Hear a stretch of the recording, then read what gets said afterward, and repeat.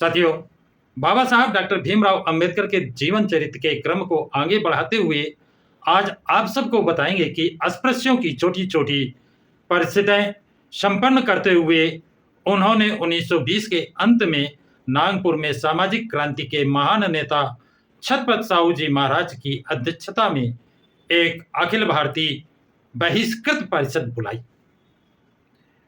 कुछ प्रतिनिधियों के साथ डॉक्टर अंबेडकर नागपुर गए।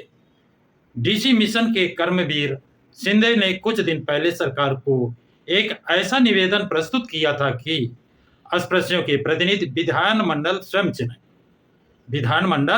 स्वयं चुने, ऐसा उन्होंने एक प्रतिवेदन सरकार को दिया था। राज्यपाल या अस्पृश्यों की संस्थाएं उन्हें ना चुने, यानी ना तो राज्यपाल नॉमिनेटेड करें चुने और ना अस्पृश्यों की संस्थाएं।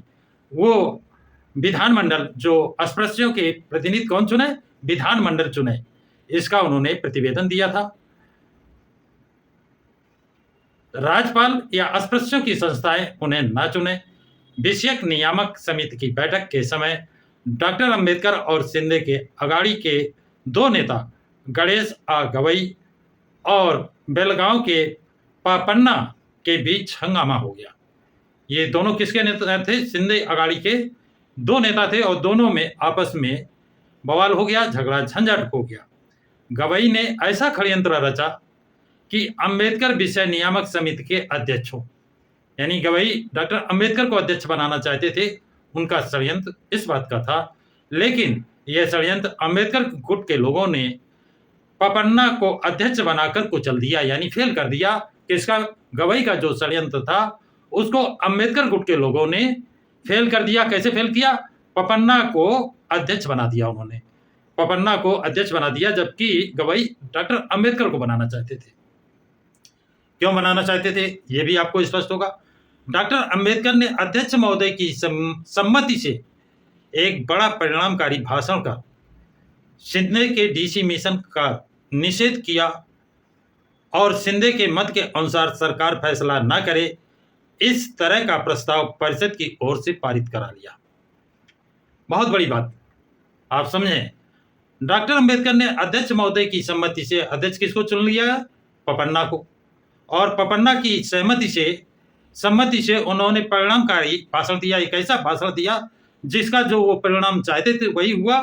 और वो क्या चाहते थे? शिंदे के डीसी मिशन का निषेध किया। शिंदे ने जो डीसी मिशन का प्रतिवेदन दिया था या जो उन्होंने चयन करना चाहता उसका निषेध किया और शिंदे के मत के अनुसार सरकार फैसला ना करे, इस तरह का प्रस्ताव परिषद की ओर से पारित करा लिया।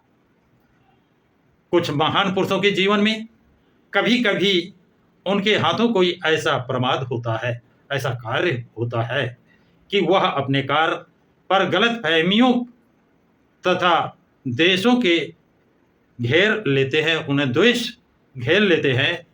कर्मवीर शिंदे का कार्य महान था और त्याग भी बड़ा था, लेकिन उनके अनुचित रुख के कारण वह अस्पृश्य नेताओं की सहानुभूति से व्यर्थ वंचित हुए।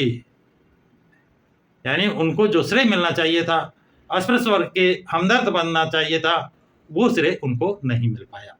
उपयुक्त परिषद में डॉक्टर अंबेडकर के नेतृत्व के लिए आवश्यक समज्ञता, वाकपटुता आदि गुण दिखाई पड़े। सार्वजनिक जीवन में डॉक्टर अंबेडकर की यह पहली जीत थी। मूक नायक ने अपने भावी महान कार्य की एक झलक भी दिखाई थी। इस परिषद के बाद महारों की 18 उपजातियों के नेताओं का अंबेडकर के प्रयास से एक प्रीति भोज संपन्न कराया गया, जिसमें 18 जातियों को बुलाया गया। तमाम अस्पृश्य जाति के लोगों द्वारा इकट्ठा होकर प्रीति भोज करने का दिन तय किया गया, जो अभी बहुत दूर था। अस्पृश्यों की एक जाति दूसरी जाति को निम्न स्तर का मानती थी, यानी अस्पृश्यों की जो जातियां हैं वो दूसरी जाति को अपने से नीच मानती हैं या अपने से ऊंचा मानती हैं। यानी अस्पृश्यों में भी ऊंच नीच की भावना जो है ये बताने का प्रयास किया। यदि प्रोफेसर डॉक्टर अंबेडकर को काफ़ी मासिक वेतन मिलता था, क्योंकि उस समय वो प्रोफेसर थे, डिग्री कॉलेज में थे, उनको अच्छा वेतन मिलता था। फिर भी वो मजदूर विभाग में इम्प्रूवमेंट ट्रस्ट चाल के 2 कमरे में रहते थे। पैसे का व्यय वो हाथ सिमट कर करते थे, यानी पैसा अनाप शनाप नहीं खर्च करते थे। वो सादगी और मितव्ययता से रहते थे। उनकी पत्नी रमाबाई को परिवार के लिए वेतन का कुछ हिस्सा देकर शेष रकम की वो बचत करते थे।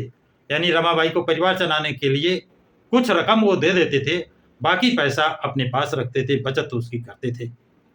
रमाबाई का स्वभाव मितभाषी, दृढ़ निश्चयी और स्वाभिमानी था। कर्तव्य निष्ठा, स्वसुख त्यागी, आत्मकर्तव्य। रमाबाई का स्वभाव मितव्यासी, दृढ़ निश्चयी, स्वाभिमानी था। कर्तव्य निष्ठा, स्वसुख त्यागी, आत्मयज्ञ करने वाली ईश्वर परायण स्त्री थी। उनके व्रत, वैकल्य और उपासना में कोई हस्तक्षेप करता तो वो उन्हें सह नहीं सकती, वो उन्हें बर्दाश्त नहीं था।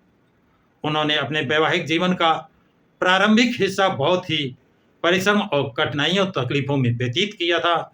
उसे कठिन परिस्थितियों में मन शांति और घर की एकता आबाधित रखने में उन्हें बहुत कष्ट सहने पड़े।